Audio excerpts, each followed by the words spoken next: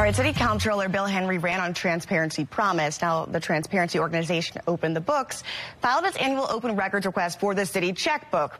Just days ago, the city comptroller responded. They refused to produce proper records. Adam Andrzejewski, with CEO of the OpenTheBooks, joining us live to weigh in. Good morning to you, Adam. Good morning, Taylor.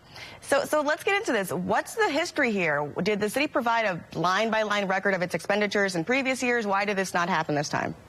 So we first started requesting the city checkbook, the line-by-line record of who got paid in terms of vendor spending at the city level last year. And the city produced the 2021 city checkbook on the calendar year, and it was very detailed. It had all the information that we needed to find good stories that we broke right here on the WBFF. So, for instance, we found that during the pandemic, $30 million flowed to visit Baltimore, for travel and leisure advertising, but people weren't traveling during the pandemic. Things were shut down. We found $6 million went to the George Soros-funded Open Society Foundation with their local Baltimore office out of the city checkbook. We found, 15 nonprofits that were not registered properly with Maryland received $21 million in city funding. These were some great stories we broke. We were able to follow the money. And now it's just not the case.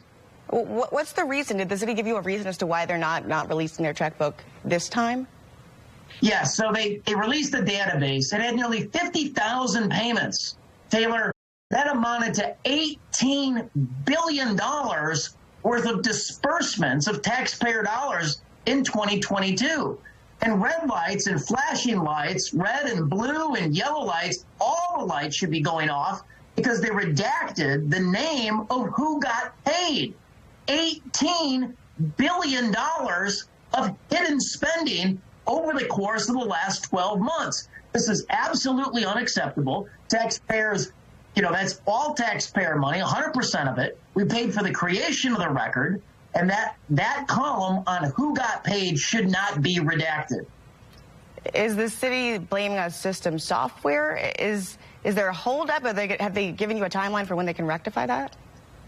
Yeah, they're blaming this Workday accounting software that was supposed to cure all these problems. So this process was started of implementing Workday at the city level in 3 phases starting back in 2019. There's been huge problems with it the entire way. Just recently, workers weren't receiving paychecks, the proper pension payments from the city into the pension funds on behalf of the city workforce weren't being made. There's been tens of millions of dollars worth of outside consultants brought in to try to rectify things. And, now we're into a situation where it can't even produce a proper checkbook.